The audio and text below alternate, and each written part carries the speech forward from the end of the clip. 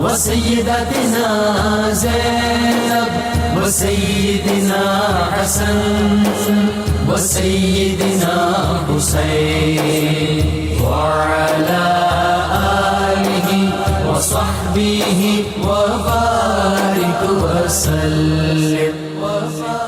الحمدللہ رب العالمین والصلاة والسلام علی سید الانبیاء والمرسلین. اللہم صلی علی سیدنا و مولانا محمد وعلی آلہ واصحابہ وبارک وسلم وصلی علیہ. دنیا کے تمام دیکھنے والوں کو، تمام چاہنے والوں کو، تمام پیار کرنے والوں کو، اور جہاں جہاں تک اس وقت میری آواز کو سنا اور مجھے دیکھا جا رہا ہے، جنید اقبال کی جانب سے انتہائی محبت کے ساتھ السلام علیکم. ایک بار پھر ناظرین، آپ کو پرنور صبح میں صبح نور کے ساتھ میں دل کی گہرائیوں سے خوش آمدید کہتا ہوں. اور آئیے بلا توقف چلتے ہیں حضرت ابو انیس محمد برکت علی علیہ رحمہ کی تالیف اسماء النبی کریم صلی اللہ علیہ وآلہ وسلم سے رسول اللہ صلی اللہ علیہ وآلہ وسلم کا ایک اسم مبارک پڑھنے اور سننے کی سعادت حاصل کرتے ہیں. سیدنا المتوکل صلی اللہ علیہ وآلہ وسلم، ہمارے سردار اللہ تعالیٰ کی ذات پر بھروسہ رکھنے والے، درود و سلام بھیجے اللہ آپ صلی اللہ علیہ وآلہ وسلم پر، آپ صلی اللہ علیہ وآلہ وسلم کی آل پر اور صحابہ کرام رضوان اللہ تعالیٰ علیہم اجمعین پر. حضرت عمر فاروق رضی اللہ تعالیٰ عنہ بیان کرتے ہیں کہ میں نے رسول اللہ علیہ وآلہ وسلم سے سنا کہ آپ صلی اللہ علیہ وآلہ وسلم نے فرمایا کہ اگر تم لوگ اللہ تعالیٰ پر اس طرح توکل کرو جیسا کہ اس کا حق ہے تو تمہیں اسی طرح روزی ملے، رزق ملے جیسے ایک پرندے کو رزق ملتا ہے، صبح خالی پیٹ نکلتا ہے اور شام کو پیٹ بھر کر واپس آتا ہے. ناظرین کرام، آج کا پروگرام بڑا انفارمیٹو ہے، آپ نے کہیں نہیں جانا، کیونکہ آج آپ جانتے ہیں کہ 3 مارچ ہے، ورلڈ وائلڈ لائف ڈے ہے، یعنی آج جنگلی حیات کا عالمی دن ہے. لہٰذا آج جنگلی حیات اور اسلامی تعلیمات پر انشاءاللہ بات کریں گے. بہت انفارمیشن آپ کو ملے گی انشاءاللہ. بات یہ ناظرین کرام کہ جنگل میں رہنے والے جانوروں اور پودوں کی ایک اندرونی قدر ہوتی ہے، یہ آپ جانتے ہیں، اور وہ ماحولیاتی، جنیاتی، سماجی، اقتصادی، سائنسی، تعلیمی، ثقافتی، تفریحی اور جمالیاتی پہلوؤں میں انسانی فلاح و بہبود اور پائیدار ترقی میں اپنا حصہ ڈالتے ہیں، جس کا تعلق براہ راست ہم انسانوں کی زندگیوں سے ہوا کرتا ہے. دنیا بھر میں ناظرین آپ جانتے ہیں کہ جنگلی حیات کے تحفظ اور ماحولیاتی اور موسمیاتی تبدیلیوں کے جو اثرات ہیں اس سے بچاؤ کے لیے سرگرم بہت سی ظاہری ایسوسیشنز کام کر رہی ہیں، لیکن ایک بین الاقوامی تنظیم ورلڈ وائلڈ لائف فنڈ یعنی WWF نے اپنی جاری کردہ لیونگ پلانٹ رپورٹ 2020 میں یہ انکشاف کیا ہے کہ دنیا میں 50 سال کے دوران، سننے والی بات ہے، 50 سال کے دوران جنگلی حیات کی آبادی میں 2/3 کمی ہوئی ہے. ماہرین کے مطابق ناظرین یہ رپورٹ ظاہر کرتی ہے کہ انسانی سرگرمیاں قدرتی ماحول کو تیزی سے تباہ کر رہی ہیں، جس سے نہ صرف جنگلی حیات بلکہ انسانی صحت اور زندگی کے مختلف پہلوؤں پر تباہ کن اثرات مرتب ہو رہے ہیں. دنیا میں رائج تمام مذاہب کی تعلیمات کا ناظرین اگر جائزہ لیا جائے تو پتہ چلتا ہے کہ دین اسلام ہی واحد دین ہے جس نے جانوروں اور پرندوں کو بھی انسانوں کی طرح ایک امت تسلیم کیا، اور جس طرح انسانوں کے حقوق کی بات کی ہے اسی طرح سے حیوانیات کے شعبے کے اندر حیوانوں کی اور نباتات کے تحفظ اور حقوق کی بھی بات کی ہے. حضور نبی کریم صلی اللہ علیہ وآلہ وسلم کی ناظرین شان رحیمی و کریمی صرف انسانوں کے ساتھ مخصوص نہیں تھی، بلکہ آپ صلی اللہ علیہ وآلہ وسلم کی شان رحمت کی وسعت نے جانوروں اور نباتات کے حقوق اور ان کے تحفظ کے لیے بھی جد و جہد کی اور ان کو اپنے رحم و کرم کے سائے سے وافر حصہ عطا فرمایا. جانوروں کے ساتھ ناظرین نبی کریم صلی اللہ علیہ وآلہ وسلم کا برتاؤ ہمیشہ انتہائی مشفق خانہ رہا، اور آپ صلی اللہ علیہ وآلہ وسلم نے اپنی امت کو بھی تاکید فرمائی کہ جانوروں کے حقوق ادا کیے جائیں، یعنی تمام جاندار، خواہ وہ چوپائے ہوں، درندے ہوں، پرندے ہوں، یہ سب رسول کریم صلی اللہ علیہ وآلہ وسلم کی امت ہیں.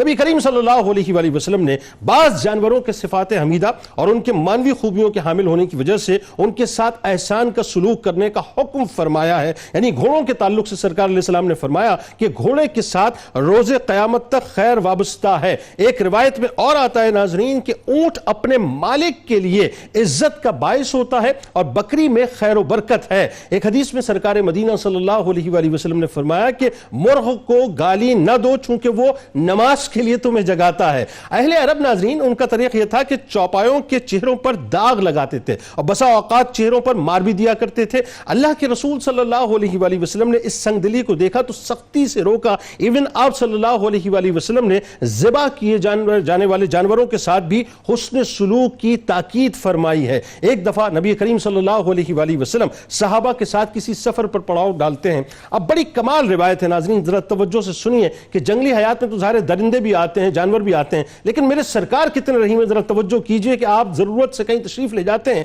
جب واپس آئے تو دیکھا کہ ایک صاحب نے اپنا چولہا ایسی جگہ جلایا ہے جہاں زمین پر چونٹیوں کا ایک بل تھا۔ یہ دیکھ کر آپ صلی اللہ علیہ وآلہ وسلم نے پوچھا کہ یہ چولہا کس نے جلایا ہے؟ ان صاحب نے عرض کیا رسول اللہ صلی اللہ علیہ وآلہ وسلم میں نے۔ سرکار علیہ السلام نے فوراً فرمایا اور 2 مرتبہ فرمایا اسے بجھاؤ، اسے بجھاؤ۔ غرض یہ کہ ناظرین ان چونٹیوں کو بھی اگر تکلیف ہو تو وہ تکلیف سرکار علیہ السلام کو محسوس ہوتی ہے۔ جانوروں پر ناظرین اس کی طاقت اور قوت سے زیادہ بوجھ لادنے سے بھی سرکار علیہ السلام نے سختی سے منع فرمایا۔ اسی طرح شجر کاری کی فضیلت تو اس قدر ہے ناظرین کہ حضرت انس بن مالک روایت کرتے ہیں کہ رسول اللہ صلی اللہ علیہ وآلہ وسلم نے فرمایا کہ اگر قیامت قائم ہونے لگے، بہت توجہ سے اس روایت کو سنیے گا، آج جو یہ 10 بلین ٹریز سونامی کی بات ہوتی ہے اور اس پہ تنقید ہوتی ہے، صاحب میرے سرکار کیا فرماتے ہیں ذرا یہ سنیے۔ سرکار فرماتے ہیں اگر قیامت قائم ہونے لگے اور تم میں سے کسی کے ہاتھ میں پودا ہو جس کو وہ لگانا چاہ رہا ہو تو اگر قیامت قائم ہونے سے پہلے اسے لگا سکتا ہو تو لگا لے۔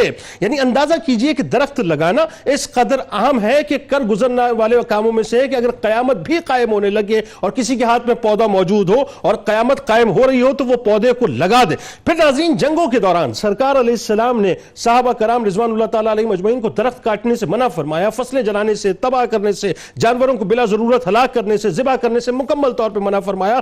جنگلی حیات کے تحفظ کے تناظر میں آج سے صدیاں قبل ناظرین اسلامی ہدایات دی جا چکی ہیں کہ سیدنا صدیق اکبر رضی اللہ تعالیٰ عنہ نے جب فوج ملک کے شام کی جانب روانہ کی تو انہیں 10 ہدایات جو جاری کی ان میں 3 کا تعلق براہ راست ماحولیات سے تھا۔ یعنی ایک طرف آپ نے یہ فرمایا کہ کوئی پھلدار درخت نہ کاٹا جائے، نہ کھیتیاں جلائی جائیں، آبادی ویران نہ کی جائے اور جانوروں کو ہلاک نہ کیا جائے۔ بس آخری جملے ادا کر رہا ہوں، ماہرین کے مطابق ناظرین کسی بھی ملک کے کل رقبے کا 25% جنگلات کا ہونا بہت یعنی 50% یعنی 25 سے 50% کے درمیان جو ہے وہ ہونا بہت ضروری ہے، لیکن بدقسمتی سے ناظرین ہمارے ملک پاکستان میں صرف 4% کے قریب جنگلات ہیں، جو انتہائی خطرناک ترین بات ہے۔ آج بنیادی طور پہ جنگلی حیات کے تحفظ پہ بات کریں گے اور اس میں بڑی انفارمیشن آپ کو ملنے والی ہے، ہمارے ساتھ آپ نے رہنا ہے۔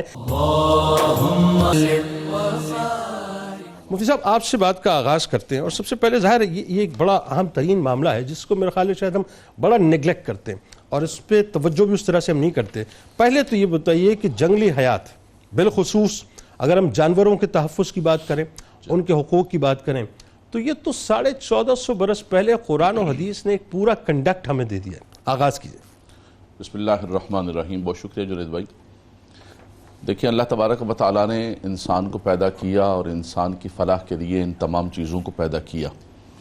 قرآن مجید فرقان حمید کے اندر رب تبارک و تعالیٰ نے تقریباً 200 آیات کے اندر مختلف جانوروں کا تذکرہ فرمایا۔ 200 آیات میں؟ جی ہاں، اور کئی صورتیں تو ایسی ہیں جنید بھائی جن کے نام ہی جانوروں کے نام پر سورہ بقرہ کا نام، جی جی جی، سورہ نحل شہد کی مکھی، سورہ نمل چونٹی، یہ تو صورتوں کے نام ہی جو ہے، سورہ فیل ہے ہاتھی کے نام پر۔ بالکل ٹھیک۔ اور اس کے علاوہ قرآن مجید فرقان حمید کے اندر رب تبارک و تعالیٰ نے خاص طور پر ذکر فرمایا کہ والخیل والبغال والحمیر لترکبوها وزینہ ویخلق ما لا تعلمون، فرمایا کہ یہ تمہارے لیے جو گھوڑے ہیں، خچر ہیں، گدے ہیں، فرمایا یہ تمہاری سواریوں کے لیے اور زینت کے لیے پیدا کیے۔ یہ دنیا کی زینت ہے جنید بھائی، یہ دنیا کو مزین کرنے کے لیے، آراستہ کرنے کے لیے، جہاں دنیا کا حسن یہ پہاڑ ہیں، یہ کھیتیاں ہیں، یہ سبزہ ہے، وہیں پر یہ جانور بھی رب تبارک و تعالیٰ خود فرما رہا ہے کہ میں نے اس دنیا کو آراستہ کرنے کے لیے، مزین کرنے کے لیے ان تمام چیزوں کو پیدا کیا۔ ان اللہ یامرکم ان تذبحوا بقرہ، گائے کے اندر ذبح کرنے کا، بقرہ کے بارے میں ایک حکم دیا گیا، خاص طور پر وہاں پر خاص تذکرہ کیا گیا گائے کا۔ وَأَوْحَى رَبُّكَ إِلَى النَّحْلِ، شہد کی مکھی کی طرف اللہ تبارک و تعالیٰ کی طرف سے پیغام کا ذکر کیا گیا۔ سلیمان علیہ السلام کا وہ قافلہ گزر رہا تھا، حتیٰ اذا اتوا علی واد النمل، چونٹیوں کے اس پوری وادی سے، تو چونٹیوں کے سردار کہنے لگی کہ تھوڑا سائیڈ پر ہو جاؤ، کہیں ایسا نہ ہو کہ لاشعوری طور پر سلیمان کا قافلہ تمہیں مسل کے چلا نہ جائے. فَتَبَسَّمَ ضَاحِكًا مِّن قَوْلِهَا سبحان اللہ. سلیمان علیہ السلام نے ان کی بات کو سن لیا اور مسکرانے لگے. فرمایا کہ رب تبارک و تعالیٰ کا نبی کبھی بھی زیادتی نہیں کر سکتا. جیسے کہ آپ نے ذکر کیا کہ نبی صلی اللہ علیہ وسلم وہاں سے گزر رہے تو حضور نے منع فرمایا کہ ایسی جگہ آگ نہ جلاؤ. تو سلیمان علیہ السلام سے لے کر تمام انبیاء کرام اور آقا دو جہاں صلی اللہ علیہ وسلم، ایک تو اللہ تبارک و تعالیٰ نے سلیمان علیہ السلام کو بھی یہ جانوروں کی بولی کا سکھایا تھا، اور حضور علیہ السلام کو تو چونکہ رحمت للعالمین بنا کر بنا. کان النبی یبعث الی قومہ خاصۃ وارسلت الی الخلق عامۃ. فرمایا ہر نبی کسی قبیلے کی طرف آیا، مجھے کسی قبیلے کی طرف نہیں، اللہ نے ساری مخلوق کا نبی بنا کر بھیجا. جب ساری مخلوق کا نبی ہے جنید بھائی تو ساری مخلوق کے حقوق کا، ان سے محبت. فرمایا ہر ذی روح، جو بھی روح رکھتی ہے، فرمایا کہ اس سے محبت کرو، اس سے پیار کرو اور اس کے ساتھ اچھا احترام کرو. یعنی رحمت للعالمین کی رحمت للعالمینی کا تقاضا یہی ہے کہ اس میں چرند پرند درند سبھی شامل ہیں، ہر ایک اس کے اندر شامل ہے. قرآن ذیشان فرقان حمید کا اگر میں تھوڑا سا تذکرہ کروں، قرآن مجید فرقان حمید کے اندر رب تبارک و تعالیٰ نے من الابل اثنین، من البقر اثنین، من الضان اثنین، من الماعز اثنین، اونٹ کا ذکر فرمایا، بقر کا ذکر فرمایا، غنم کا ذکر فرمایا اور بھیڑ کا ذکر فرمایا، بکریوں کے جیسے آپ نے خاص طور پر فرمایا. موسیٰ علیہ السلام تو خاص طور پر جو ہے وہ بکریاں چراتے تھے. اس عصا کے بارے میں پوچھا نا، وَمَا تِلْكَ بِيَمِينِكَ يَا مُوسَىٰ قَالَ هِيَ عَصَايَ اتوکل علیہا واحش بہا علی غنمی. فرمایا اس عصا سے کیا کرتے ہو؟ فرمایا کہ میں اسے اپنے بکریوں کے لیے پتے جھاڑتا ہوں. تو خاص طور پہ موسیٰ علیہ السلام بکریاں پسند فرماتے تھے. نبی کریم صلی اللہ علیہ وسلم نے خود بکریاں چرائیں بچپن کے اندر اور بکریوں سے محبت فرمائی. اور جیسے آپ نے حدیث پاک پڑھی کہ بکری کی عزت کرنے کا حکم دیا، بکری سے محبت کرنے کا، پیار کرنے کا حکم دیا. تو یہ قرآن مجید فرقان حمید کی ساری آیات طیبات، چھوٹے سے چھوٹے چرند سے، پرند سے، جانور سے لے کر ہدہد کا ذکر کیا گیا، بعودہ کا ذکر، مکھی کا ذکر کیا گیا، مچھر کا ذکر کیا گیا ہے. اور قرآن مجید فرقان حمید کے اندر ثعبان، سانپ کا ذکر کیا گیا ہے. قرآن مجید فرقان حمید کے اندر رب تبارک و تعالیٰ نے بہت جانوروں کا، چرند کا، پرند کا، حشرات الارض کا ذکر کیا گیا. فرمایا کہ رب تبارک و تعالیٰ نے سب کچھ تمہارے لیے پیدا کیا ہے. وَإِنَّ لَكُمْ فِي الْأَنْعَامِ لَعِبْرَةً نسقیکم منہا. فرمایا کہ یہ تمہارے لیے ایک نشانی ہے. فرمایا اس گائے کو دیکھو اللہ نے پیدا کی ہے، ایک طرف ایک لائن چل رہی ہے گوبر کی، ایک طرف خون کی چل رہی ہے، بین فرثیوں و لبن دمن سائغا للشاربین. فرمایا اس کے درمیان میں اللہ تبارک و تعالیٰ نے خالص دودھ کی نہر تمہارے لیے جاری فرمایا. فرمایا یہ رب تبارک و تعالیٰ کی قدرت کاملہ دیکھو کہ ایک طرف دم ہے، ایک طرف فرث ہے، اس کے درمیان جو ہے خالصاً لبناً سائغا للشاربین، پینے والوں. تو یہ اللہ کی کتنی بڑی نعمت ہے. فرمایا اللہ کی نعمتوں کی قدر کرو. میں ایک بات کہوں گا، دیکھیں جنید بھائی، بات یہ ہے کہ یہ چیزیں اللہ تعالیٰ نے انسانی منفعات کے لیے استعمال کی. فرمایا کہ تم ان کو کھاؤ پیو، لیکن یہ جو مثال کے طور پر زمانہ جاہلیت کے اندر یہ ہوتا تھا کہ جانوروں کے ساتھ ظلم کیا جاتا تھا. جیسے کہ حدیث پاک کے اندر آیا کہ اللہ کے نبی صلی اللہ علیہ وسلم نے دیکھا عرب کے اندر یہ ہوتا تھا کہ جانوروں کو پکڑ کے ان پر نشانہ بازی کی جاتی، ان کو تفریح کے لیے استعمال کیا جاتا تھا. تو یہ جو ہمارے ہاں ایک تفریح کا تصور ہے کہ بھائی کیوں شکار کرنے جا رہے ہیں، تفریح کے لیے، چل کرنے کے لیے منع فرمایا. اس کے لیے اس کو منع کیا گیا، بلکہ لڑانے سے بھی منع فرمایا. جانوروں کو لڑانا، بلکہ حج پر کچھ لوگ جانوروں کو، اونٹ کو تیزی سے بھگا رہے تھے. اللہ کے نبی صلی اللہ علیہ وسلم نے فرمایا یہ کیا کر رہے ہو؟ تم حج تو کرنے آئے ہو لیکن ان جانوروں پر ظلم کیوں کر رہے ہو؟ آقا دو جہاں صلی اللہ علیہ وسلم نے تو اونٹ پر جب ظلم کو دیکھا تو حضور علیہ السلام کی آنکھوں کے اندر جنید بھائی آنسو آ گئے. حضور علیہ السلام کی آنکھیں چھلک پڑی. فرمایا اس جانور پر تم ظلم کر رہے ہو، زیادتی کر رہے ہو. آج ہم یہ دن منا رہے ہیں لیکن قربان جائیں ان رحمت للعالمین 1450 برس پہلے بتا دیا. حضور کی آنکھوں کے اندر آنسو آ گئے اور امت کو یہ پیغام دیا کہ ان کے ساتھ تم نے محبت کا معاملہ، جیسے انسان کے حقوق ہیں، فرمایا ان جانوروں کے بھی. بالکل بات آگے بڑھاتے ہیں. اب اس میں ایک تو ظاہر اس وقت تھیوری پہ بات ہوئی ہے اور قرآن و حدیث پہ تو بے انتہا تواتر سے احادیث موجود ہیں، آیات موجود ہیں. اور پھر اب بات آتی ہے جب ایک تھیوری کے ساتھ ایک پریکٹیکل، مثال کے طور پہ ایک دعویٰ ہے، قرآن ایک دعویٰ کر رہا ہے، حدیث ایک دعویٰ کر رہی ہے. اب وہ دلیل مانگتی ہے. میرے سرکار نے دلیل سے ثابت کیا ڈاکٹر صاحب کہ کس طرح کا آپ کا طریق ہونا چاہیے جانوروں کے ساتھ، چاہے جنگلی حیات میں وہ کوئی بھی ہیں، چاہے وہ درندے ہیں، پرندے ہیں، جانور ہیں، واٹس ایور. ذرا بتائیے کہ جانوروں کے تحفظ کے حوالے سے مطلب کیا رہنمائی ہمیں ملتی ہے سرکار علیہ السلام کے اسوہ حسنہ میں؟ بسم اللہ الرحمن الرحیم. جنید بھائی، یہ کائنات اللہ تبارک و تعالیٰ کی صفات کا مظہر ہے. اللہ رب کریم خالق بھی ہے، جاعل بھی ہے، فاطر بھی ہے.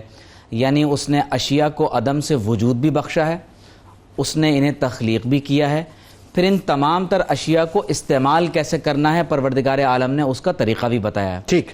نبی کریم صلی اللہ علیہ وسلم پر جو اللہ رب کریم نے کتاب نازل فرمائی، اللہ تبارک و تعالی نے اس میں the cattle, the honey bee, the ant, the spider, the elephant, the fig tree کے نام سے ان صورتوں کا نزول فرمایا ہے کہ جن میں جانوروں کے علاوہ ہمیں درختوں کا بھی باقاعدہ ذکر ملتا ہے. پھر آپ دیکھیے کہ جدید سائنسی ترقی کی وجہ سے اور جب سے انسان معاشی حیوان بن بیٹھا ہے، ہم نے اپنے ارد گرد کے نیچر کو بے انتہا نقصان پہنچایا ہے. گاڑیوں کی وجہ سے، مشینیں، اسی طرح دیو ہیکل کارخانے، ہمارے ہاں جنگلات فنا ہو رہے ہیں اور دریا اس وقت زہر اگلنے کے اندر مصروف ہیں. ٹھیک ہے. اور اس وقت ہم اس قدر بدترین صورتحال پر آ گئے ہیں کہ کاربن فری سٹی بنانے کی کوشش کی جا رہی ہے، کیونکہ دنیا اب گلوبلی وارمنگ کی طرف گریجولی جو ہے وہ بڑھتی چلی جا رہی ہے. بالکل ایسا ہے. اور مسلمان علماء نے، میں یہاں ذکر کرنا ضروری سمجھتا ہوں کہ آج دنیا وائلڈ لائف پر بات کر رہی ہے. آج سے 650 سال قبل حضرت امام کمال الدین دمیری نے حیات الحیوان کے نام سے کتاب لکھی. حضرت امام عمر بن عثمان بن جاہز ہیں، عبد المالک اصمعی ہیں، یہ وہ بزرگ علماء ہیں جنہوں نے باقاعدہ اس دور میں وائلڈ لائف کو محفوظ کرنے کے لیے اور کس طرح سے ادویات میں درست طور پر ان کا استعمال ہو سکتا ہے، آپ نے ان کا ذکر کیا. حیات الحیوان تو انسائکلوپیڈیا ہے، انسائکلوپیڈیا ہے، وہ انسائکلوپیڈیا ہے، اس میں کوئی دوسری رائے نہیں. پھر آپ دیکھیے کہ خاص طور پر جب نبی کریم صلی اللہ علیہ وسلم کی سنت اور سیرت کی ہم بات کرتے ہیں تو ہمارے سامنے وہ عملی پہلو ہے کہ وما ارسلناک الا رحمۃ للعالمین، کہ حضور علیہ الصلوۃ والسلام کی رحمت وہ پہاڑوں کے لیے، سمندروں کے لیے، دریاؤں کے لیے، چرندوں پرندوں درندوں کے لیے، یہاں تک کہ کائنات کے ذرے ذرے کے لیے. حدیث شریف میں آتا ہے کہ نبی کریم صلی اللہ تعالی علیہ وسلم ایک مقام سے گزرے تو دیکھا کہ ایک اونٹ کا جسم نہایت ہی لاغر اور نحیف، بھوک کی وجہ سے پیٹ جو ہے وہ اس کا اندر گیا ہوا ہے. آپ صلی اللہ علیہ وسلم نے جو حدیث میں ارشاد جو الفاظ ہیں فرمایا اتقوا اللہ فی ہذہ البہائم، فرمایا ان جانوروں کے بارے میں اللہ تعالیٰ سے ڈرتے رہا کرو، فرمایا ان پر اچھے انداز سے سواری کرو اور اچھے انداز سے ان کو غذا کھلایا کرو. پھر آپ صلی اللہ علیہ وسلم نے جس حدیث کا حوالہ آپ نے بھی دیا کہ ایک مقام سے گزرے تو دیکھا کہ ایک اونٹ حضور علیہ الصلوۃ والسلام سے شکایت کر رہا ہے. حضور علیہ السلام نے اس کے مالک کو بلایا اور فرمایا کہ اس اونٹ نے ابھی مجھ سے شکایت کی ہے، تم اس جانور کے بارے میں اللہ سے نہیں ڈرتے کہ جس جانور کو اللہ تبارک و تعالی نے تمہارے لیے مسخر فرما دیا ہے. پھر ایک اور حدیث میں آتا ہے کہ بڑی قابل توجہ حدیث ہے کہ حضور علیہ السلام ایک مقام سے گزرے تو دیکھا کہ کچھ لوگ جانوروں پر سوار ہو کر بلا ضرورت صرف ایک دوسرے سے باتیں کر رہے ہیں. تو آپ صلی اللہ علیہ وسلم کی حصے لطافت دیکھیے جنید بھائی، رحمت دیکھیے. تو فرمایا جانوروں پر اچھے انداز سے سوار ہو جاؤ، جب ضرورت ختم ہو تو اتر جاؤ. فرمایا کہ وَلَا تَتَّخِذُوهَا كَرَاسِيَّ لِأَحَادِيثِكُمْ فِي الطُّرُقِ، فرمایا جانوروں کو رستے میں کھڑے ہو کر اپنے بیٹھنے کے لیے محض کرسیاں مت بنایا کرو. اور پھر آپ صلی اللہ علیہ وسلم نے اس حد تک حقوق کا خیال رکھا اور فرمایا ہو سکتا ہے کہ جس پر تم سوار ہو رہے ہو وہ تم سے زیادہ اللہ تعالیٰ کا ذکر کرنے والا ہو. اور پھر حضور علیہ السلام نے فرمایا کہ نَقِيقُهَا تَسْبِيحٌ، کہ یہ جانور جو تمہارے سامنے بولتے ہیں، آواز نکالتے ہیں، فرمایا یہ اللہ تبارک و تعالیٰ کی در حقیقت تسبیح کر رہے ہوتے ہیں. یعنی ہمارے اب میں اب بات کاٹ کے میں معذرت کے ساتھ آج ہمارے یہاں یہ جو ہم دیکھتے ہیں کراچی میں، لاہور میں، مختلف جگہوں پہ، اندرون سندھ، اندرون پنجاب میں، وہ لوگ گدھوں کو اور خچروں کو جو ہے جس انداز سے استعمال کرتے ہیں، آپ کتنا ظلم کرتے ہیں ان کے اوپر. ظلم ہے. حضور علیہ السلام نے منع فرمایا کہ ان کی قوت سے زیادہ ان پر بوجھ نہ ڈالو اور ان سے زیادہ مشقت کا کام نہ کرو. پھر آپ دیکھیے کہ حدیث شریف میں یہاں تک آتا ہے کہ ان بے زبان جانوروں کے بارے میں اللہ تعالیٰ تمہیں نصیحت کرتا ہے کہ جب تمہارا سفر مکمل ہو جائے تو تو فرمایا ان جانوروں سے نیچے اتر جایا کرو. بالکل ٹھیک. ایک عورت بلی کو بھوکا پیاسا باندھ دیتی ہے تو جہنم میں داخل کی جاتی ہے. ایک عورت جو کتیا کو پانی پلاتی ہے تو اللہ تبارک و تعالیٰ اپنے فضل سے اسے جنت میں داخل فرماتا ہے. حضور علیہ الصلوۃ والسلام نے جانوروں کو تیز چلانے اور رسی سے رگڑ رگڑ کر مارنے سے ان کو منع فرمایا. یہاں تک کہ آپ صلی اللہ علیہ وسلم کی موجودگی میں جب ایک پرندے کے بچوں کو چھین لیا گیا تو حضور علیہ السلام نے فرمایا کہ اس چڑیا کو اس کے بچوں کی وجہ سے کس نے تکلیف دی ہے, اس کے بچوں کو واپس کیا جائے. آپ علیہ السلام نے شہد کی مکھیوں کے چھتے کو جلانے سے منع فرمایا, بلا سبب کسی چڑیا کو قتل کرنے سے منع کیا. اور جب پوچھا گیا کہ یا رسول اللہ صلی اللہ علیہ وسلم جانور کو اگر مارنا ہو, قتل کرنا ہو, شکار کرنا ہو تو اس کا حق کیا ہے, تو فرمایا حق یہ ہے کہ اس کو ذبح کر کے کھانے کی نیت سے شکار کیا جائے کہ اللہ نے اسے تمہاری منفعت کے لیے پیدا فرمایا ہے. اور پھر صرف ایک آخری بات میں عرض کر دوں کہ بعض لوگ جب شکار کے لیے ہدف بنا کر ایک مرغی اور ایک پرندے کو بار بار صرف نشانہ تیر اندازی کے لیے بنا رہے تھے تو حضرت عبداللہ بن عمر نے فرمایا کہ اللہ کے رسول علیہ السلام نے کسی ذی روح کو ہدف بنا کر اس طرح کھیل کرنے سے آپ علیہ السلام نے فرمایا اللہ نے ان پر لعنت فرمائی. اللہ اکبر. اور ہمارے یہاں تو یہ بڑی عام سی بات ہے, کہاں جا رہے ہیں جی, سیٹرڈے نائٹ کو شکار پر جا رہے ہیں, شکار کرنے کے لیے جا رہے ہیں, انٹرٹینمنٹ ہے. بدر منی صاحب یہ بتائیے, international union preservation of nature کے خطرے سے دو چار پرجاتیوں کی سرخ فہرست کے اعداد و شمار کے مطابق جنگلی حیوانات اور نباتات کی 8400 سے زیادہ انواع جو ہیں وہ شدید خطرے سے دوچار ہیں, یہ سٹیٹس بتاتے ہیں, جبکہ 30,000 کے قریب مزید کو خطرہ جو ہے وہ ہے یا تو کمزور ہو رہے ہیں یا خطرے سے دوچار ہیں. اچھا, اگر ہم ان تمام تر سٹیٹس کی بات کریں, اس کی بنیاد پہ بات کریں تو یہ تجویز کیا گیا ہے کہ 10 لاکھ سے زیادہ پرجاتیوں کو جو ہے وہ معدوم ہونے کا خطرہ ہے. اب سوال یہ پیدا ہوتا ہے کہ ایک تو ظاہر ہے جو بین الاقوامی صورتحال ہے اس پہ تو آپ نظر ضرور ڈالیے, لیکن پاکستان میں جو جنگلات کی اس وقت صورتحال ہے وہ ذرا ہمیں بتائیے, پلس ساتھ ساتھ جو جنگلی حیات میں خاص طور پہ چرند ہیں, پرند ہیں, چوپائے ہیں, یہ کیسے ہمارے ماحول پہ اثر ڈالتے ہیں, کس انداز سے ہم نے اس کو نیگلیکٹ کیا ہوا ہے, اور دن بدن جو ان کے معدوم ہونے کے معاملات ہیں اس کے اسباب کیا, ذرا بتائیے. السلام علیکم جی. دیکھیں جی, قدرت نے کوئی بھی چیز بے مقصد پیدا نہیں کی. اللہ پاک نے جو بھی چرند پرند بنائے ہیں ان کا کوئی نہ کوئی اس کائنات میں مقصد ہے, اور وہ اپنے اپنے فرائض ادا کر رہے ہیں, اور وہ تمام ایک دوسرے سے جڑے ہوئے ہیں. کسی پرندے کا کام ہے ایک جگہ سے بیج کو دوسری جگہ پر لے کے جانا, اور کسی جانور کا کام ہے کہ وہ دیمک کے کیڑوں کو کھانا, جنگلات کو بچانا. تو کوئی بھی چیز بے مقصد اس دنیا میں پیدا نہیں ہوئی. ناجائز شکار جو ہے وہ ہر صورت میں ہم بے شمار احادیث میں حکم آیا ہوا ہے کہ ان سے رحم کا معاملہ کرے, اور چاہے وہ پرندے ہیں چاہے جانور ہیں ان کے ساتھ رحم کا معاملہ فرمائیں, بیجا ان کو نہ ماریں. شکار بھی اگر آپ نے کرنا ہے تو اس کی مخصوص کوئی اجازت دی گئی ہے کہ آپ اس حالت میں کر سکتے ہیں, صرف شوق کی خاطر آپ کسی کی جان نہیں لے سکتے. اور رات کو جانوروں کو مارنا, ان کے گھونسلوں میں مارنا, ان کو رات کو سوتے ہوئے ایک فائر کر کے 10 تیتروں کو مارنا, یا مختلف مرغابیوں کو زہر دے کے مارنا, یہ انسانیت پتہ نہیں کس طرف جا رہی ہے, اور لوگ اس کا شعور نہیں کر رہے کہ اگر یہ چیزیں ختم ہو گئی تو انسانیت بھی ختم ہو جائے گی, کیونکہ ہم انسان بھی ان تمام چیزوں کے ساتھ جڑے ہوئے ہیں. شہد کی مکھی ہے, اس کا ایک رول ہے, قدرت نے اس کا ایک رول رکھا ہوا ہے. تو ہمیں ان تمام چیزوں کو بچانا ہے, اور اگر ہم ان کو لائٹر نوٹ پہ لیں گے کہ جی یہ اگر یہ ہرن ختم ہو گیا تو کیا فرق پڑتا ہے, وہ دوسرا ہرن موجود ہے. بات یہ ہے کہ تمام چیزیں اس کائنات کے لیے ضروری ہیں, اور جیسے کہ ایک گاڑی کو چلانے کے لیے اس کے اندر پرزے, انجن, موبلائل, سٹیئرنگ, جب تک وہ تمام چیزیں کمپلیٹ نہ ہو وہ گاڑی چل نہیں سکتی. تو اسی طرح ہمارے جنگلات اور وائلڈ لائف کو اگر ہم نقصان پہنچائیں گے تو ہماری آنے والی نسلیں اس کا نقصان اٹھائیں گی, اور جو کہ اٹھا رہی ہیں. اور میں سمجھتا ہوں کہ ہمیں اپنے چھوٹے بچوں کو اس طرف لانا چاہیے, اور اسکول لیول کے اوپر ایجوکیشن میں ہمیں انہیں ایجوکیٹ کرنا چاہیے, اس کی افادیت کے بارے میں بتانا چاہیے کہ یہ جنگلات کتنے اہم ہیں, اور یہ جنگلی چرند اور پرند ہمارے لیے زندگی کے لیے کتنے اہم ہیں. اور وہ ایسا بیسک ٹائم ہوتا ہے بچوں کا, چھوٹے بچوں کا, کہ جو بچپن میں وہ چیزیں سیکھتے ہیں وہ ساری زندگی انہیں یاد رہتی ہے. ہمیں اونرشپ دینی چاہیے، بچوں کو اونرشپ دینی چاہیے، اور ہمیں جو بچہ اچھا کام کرتا ہے اس کو ریوارڈ دینا چاہیے تاکہ اس کو دیکھ کے لوگ آگے بدر صاحب میں سوری ٹو کٹ یو مجھے ایک سوال پیدا ہو گیا. ظاہر بچوں کو تو ہم ایجوکیٹ کرنا چاہیے، پہلے تو بڑوں کو ایجوکیٹ کرنے کی ضرورت ہے. ہم بڑے ہی ایجوکیٹ نہیں ہوئے، مسئلہ یہ ہے. پہلے تو آپ یہ بتائیے صاحب، پاکستان میں صورتحال کیا ہے؟ یعنی ایک عام آدمی کو تو ابھی جو ہم پروگرام کر رہے ہیں نا، بہت سے لوگ سوچ رہے ہوں کس موضوع پہ پروگرام کر رہے ہیں، ان کو اندازہ نہیں ہے کہ ان کی بیسکلی جو ہے لائف لائن ہے یہ پروگرام. تو ذرا سا پہلے یہ بتائیے کہ ہمارے پاکستان میں بڑوں کو کس طرح سے ایجوکیٹ کریں، اور پاکستان میں صورتحال کیا ہے، یہ معدوم کیوں ہوتے جا رہے ہیں سارے جانور؟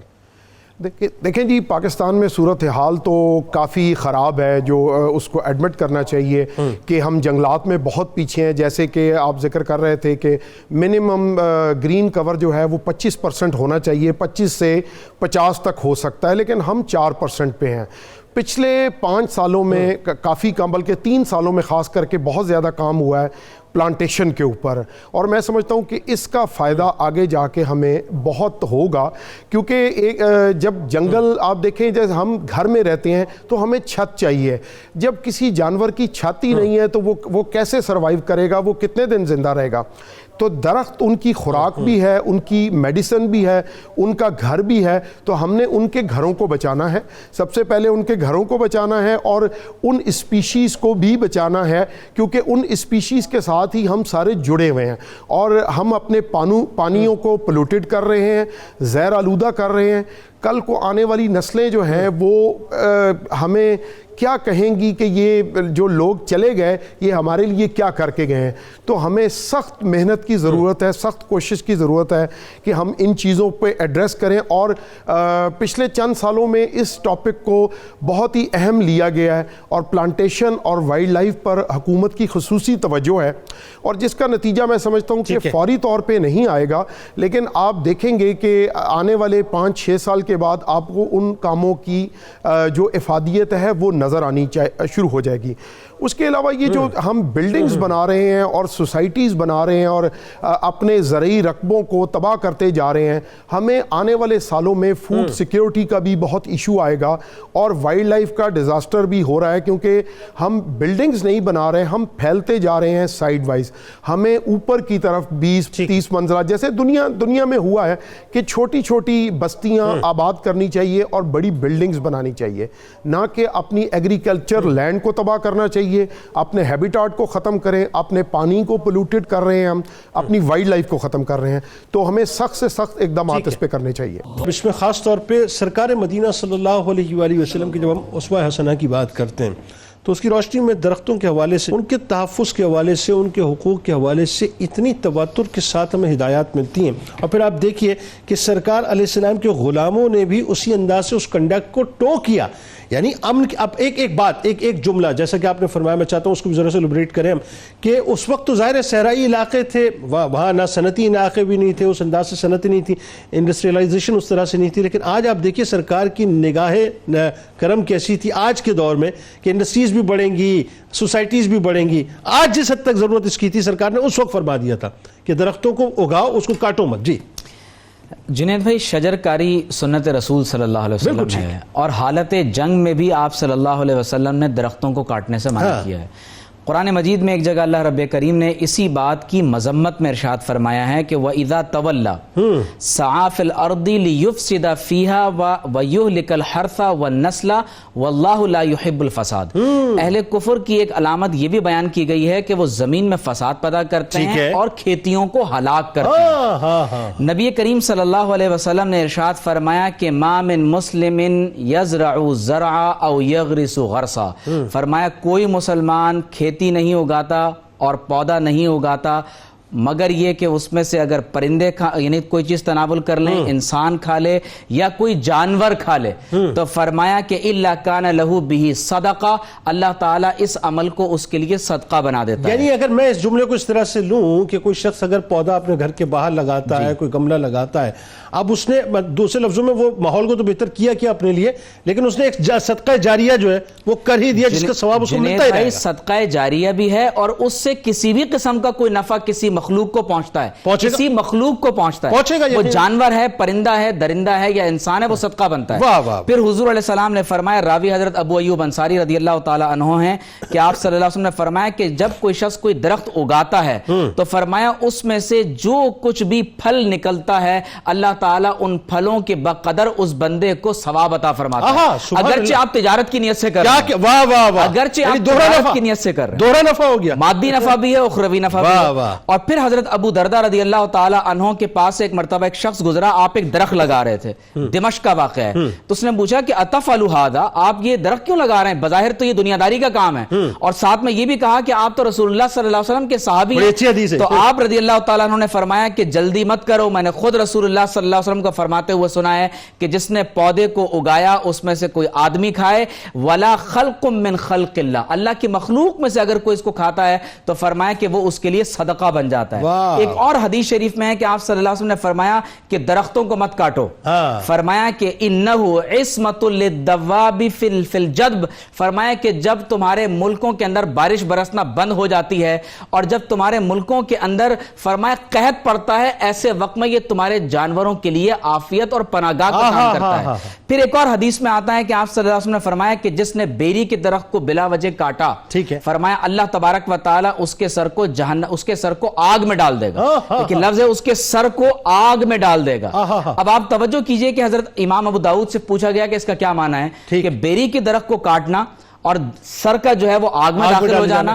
آج ہم دنیا میں اس کے معنی گلوبل وارمنگ سے بھی سمجھ سکتے ہیں کہ درختوں کا کٹنا کس طرح سے ہمارے سروں کو، ہیڈز کو کس طرح آگ کی طرف لے جا سکتا ہے۔ تو حدیث شریف میں آتا ہے کہ حضرت امام ابو داؤد نے فرمایا اس کا مطلب یہ ہے کہ اگر کوئی بلا وجہ درختوں کو کاٹے گا کہ مسافر اس کا سایہ لیتے ہیں، درخت اس سے، جانور اس سے استفادہ کرتے ہیں، ظلماً ناحق کسی درخت کو کاٹے گا تو اللہ تبارک و تعالی اس کے سر کو آگ میں کر دے گا۔ اور ایک اور حدیث بہت خوبصورت یہ بات ہے کہ نبی کریم صلی اللہ علیہ وسلم کے صحابی حضرت ابو بکر صدیق رضی اللہ تعالی عنہ نے فرمایا کہ وَلَا تَعْرِقَنَّ نَخْلًا، فرمایا کسی درخت کو مت اکھیڑنا اور نہ کسی درخت کو جلانا۔ اور پھر آپ صلی اللہ علیہ وسلم نے ایک مسلمان کی مثال بھی درخت کی طرح سے دی، فرمایا کہ جیسے کھجور کا درخت ہر یعنی اپنے مرحلے میں انسانوں کے لیے، جانوروں کے لیے نفع بخش ہوتا ہے، تو فرمایا اسی طرح ایک مسلمان بھی بہر صورت انسانوں کے لیے نفع بخش ہوتا ہے۔ میں ایک بات یہاں پر جنید بھائی ایک واقعہ بیان کروں کہ عربی ادب کے اندر ایک واقعہ منقول ہے کہ ایک شخص درخت لگا رہا تھا، وہ بہت بوڑھا آدمی تھا، قریب المرگ، جس طرح حدیث میں ہے کہ ان قامت الساعہ، اگرچہ قیامت کا قائم ہو رہی ہو، وَبِيَدِ أَحَدِكُمْ فَصِيلَةٌ، اور تم میں سے کسی شخص کے ہاتھ میں ایک ٹہنی ہی کیوں نہ ہو تو اگا دیا کرے۔ تو ایک بوڑھا آدمی درخت لگا رہا تھا، تو بادشاہ وہاں سے گزرا، پوچھا کہ یہ تم درخت کیوں لگا رہے ہو، تم تو مرنے والے ہو۔ تو اس نے کہا کہ بادشاہ سلامت، میرے آباء و اجداد نے درخت لگایا تو آج میں فائدہ اٹھا رہا ہوں، پھل کھا رہا ہوں، میں لگاؤں گا تو میری نسلیں فائدہ اٹھائیں گی۔ بادشاہ نے کہا واہ کیا عمدہ بات کی ہے، تو کہا بادشاہ آپ نے تو کہا تھا کہ میرا درخت مجھے فائدہ نہیں دے گا، میرے درخت نے تو مجھے فائدہ دے دیا۔ بادشاہ نے کہا اس کو انعام دو، کہا کہ بادشاہ سلامت آپ نے تو کہا تھا کہ میرا درخت مجھے فائدہ نہیں دے گا، لوگوں کے درخت ایک سال میں نفع دیتے ہیں، مجھے تو فوراً نفع دے دیا۔